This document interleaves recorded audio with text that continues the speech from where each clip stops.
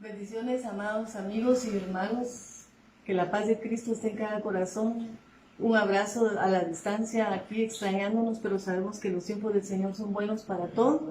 Hoy me toca compartir con ustedes la lección 10 que habla acerca de las profecías del Mesías Cristo.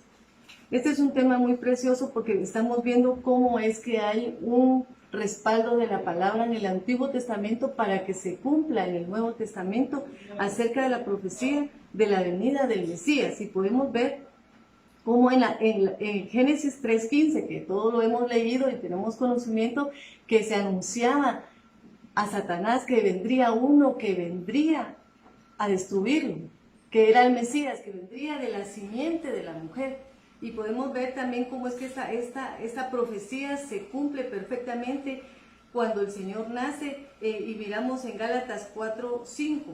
Dice, pero cuando vino el cumplimiento del tiempo de Dios, fue en el tiempo de Dios, envió a su Hijo nacido de mujer y nacido bajo la ley, para que redimiese a los que estaban bajo la ley, a fin de que recibiésemos la adopción de hijos.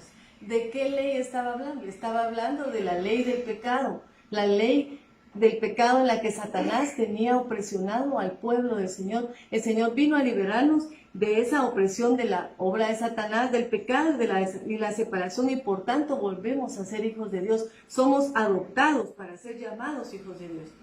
También se da un anunciamiento que para que Cristo venga tendría que haber una simiente, y el Señor le da la promesa a Abraham que en él serán benditas las naciones, y para que en la genealogía de Abraham venga el Mesías Cristo. Para esto podemos ver cómo es que promesa tras promesa, hubieron 14 generaciones para que este cumplimiento se diera.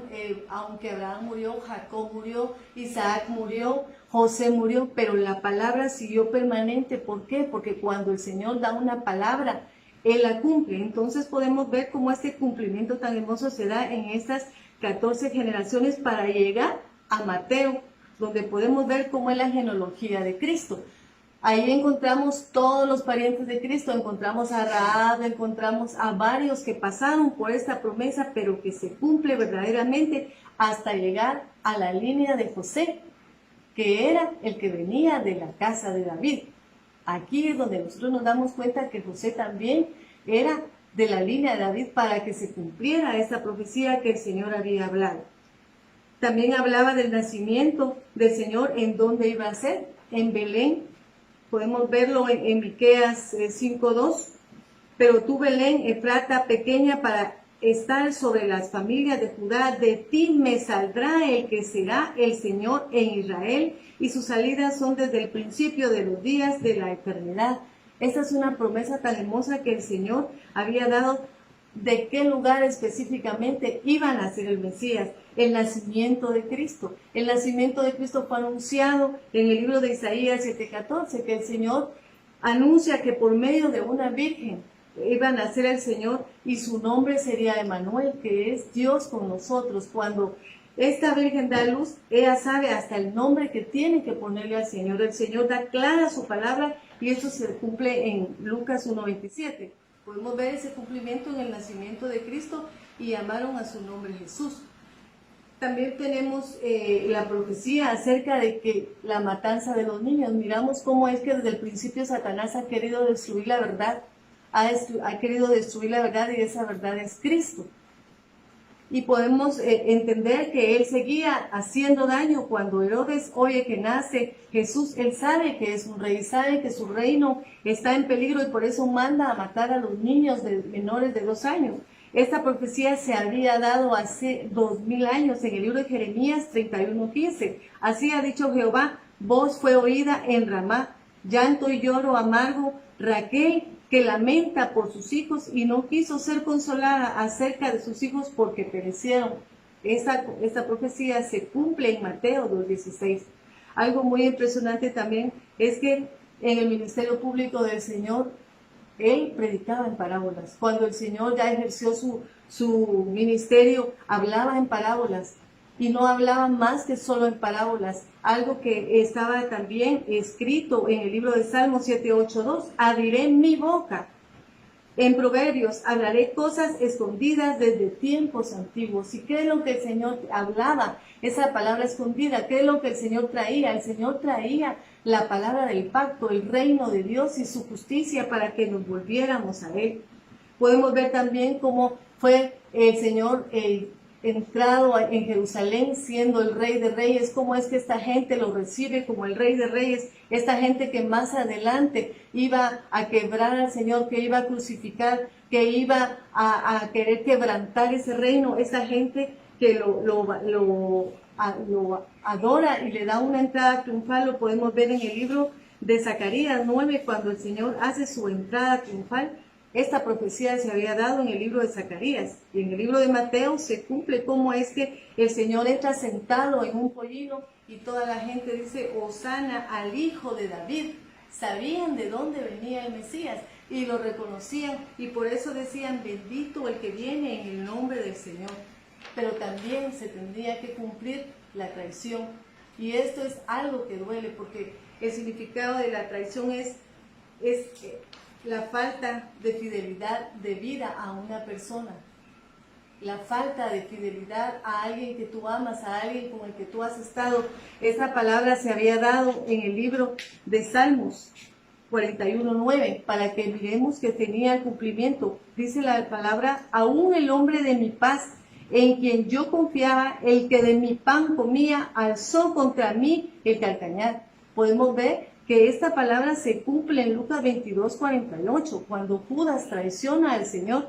Pero me llama la atención también una cita en Juan 6:71, que el Señor les dice, y no los llamé yo a ustedes mis discípulos, y uno de ustedes es diablo, el que me va a entregar. Esta palabra se había de cumplir, aunque se había hecho 2000 años atrás, se cumplió de una manera tan estricta. También fue vituperado, miramos al Cristo vituperado, al Cristo humillado, miramos cómo fue vendido por 30 piezas de plata, miramos cómo fue vituperado, miramos también de una manera tan específica de la manera en que fue crucificado. Esto se había dado en el libro de Isaías capítulo 50, versículo 6. Di mi cuerpo. Podemos tener completamente claro que el Señor fue el que se entregó, que no fue Satanás el que lo destruyó porque él quiso, sino dice, y di mi cuerpo a los heridores y mis mejillas a los que me mecían la barba. No escondí mi rostro de injurias y de esputos. ¿Cuánto pasó el Señor para que nosotros pudiéramos ser libres? ¿Cuánto pasó el Señor en esa cruz? ¿Cuánto lamento, cuánto dolor, cuánto sufrimiento para que nosotros fuéramos salvos? Y en uno de los versículos dice que aún hubo como satisfacción para el Cristo, sabiendo que ese dolor y esa muerte de cruz era para que nosotros fuéramos salvos. Esta es una palabra tan preciosa y tan hermosa. Podemos también ver cómo es que el Señor fue guardado desde no ser quebrado de sus huesos en el Salmo 34:20. Esta es una palabra tan clara que podemos ver cómo es que Él guardó cada uno de sus huesos. En el Salmo 34:20 nos dice, Él guarda todos sus huesos y ni uno de ellos será quebrantado. Miramos en Juan 19:32, que para ver si estas personas que estaban crucificadas les quebraban las piernas, pero cuando lo iban a hacer con Cristo vieron que Él ya estaba muerto y por eso no le quebraron sus huesos. Aquí miramos cómo es que esta profecía se cumple. Fue a la tumba de un rico, fue enterrado en la tumba de un rico. El Señor no fue enterrado en cualquier lugar, el Señor fue enterrado en un lugar de mucha altura, fue enterrado en un lugar de los ricos, en una tumba nueva, en una tumba que había sido puesta en una peña. Ahí podemos entender cómo es que el Señor se encargó hasta que hubiera alguien que tuviera listo ese sepulcro para que se cumpliese la palabra del Señor. También nos damos cuenta de lo más hermoso de que el Señor iba a ser redimido. El Señor nos habla esa promesa en el Salmo 49, cómo es que el Señor iba a ser redimido. Lo vamos a leer en el Salmo 49:15. Pero Dios redimirá mi vida del poder del Seol, porque Él me tomará consigo. Ni la muerte, tuvo autoridad sobre Cristo, ni la muerte tuvo autoridad sobre el Señor. ¿Por qué? Porque el Señor resucitó, el Señor fue ascendido con poder y gloria, dándonos la victoria en su muerte y su resurrección. Por eso nadie puede cumplir las profecías acerca del Cristo, nadie ha podido nacer de una virgen, nadie pudo perdonar nuestros pecados. ¿Quién cumplió todas estas profecías? El Mesías, el Hijo de Dios, nuestro Señor, el Rey de Reyes y Señor de Señores. Y en la cita la tenemos en 1 Corintios 15, 3 y 4. Porque primeramente os he enseñado lo que asimismo recibí, que Cristo murió por nuestros pecados, conforme a las Escrituras, y fue sepultado y que resucitó al tercer día, conforme a las Escrituras. ¿Qué podemos ver? Que cada una de las profecías que hablaron del Mesías Cristo tiene un respaldo bíblico en el Antiguo Testamento. Es bueno que podamos entender el Antiguo Testamento para que la profecía que se cumple en el Nuevo Testamento aferre nuestra fe maranata. Sabemos que Jesús es el Cristo, el Mesías, el Hijo del Dios viviente, y que ninguna de las palabras que el Señor dio pasará. Los cielos y la tierra pasarán, mas su palabra no pasará. Jesús es el Rey de Reyes. Bendiciones.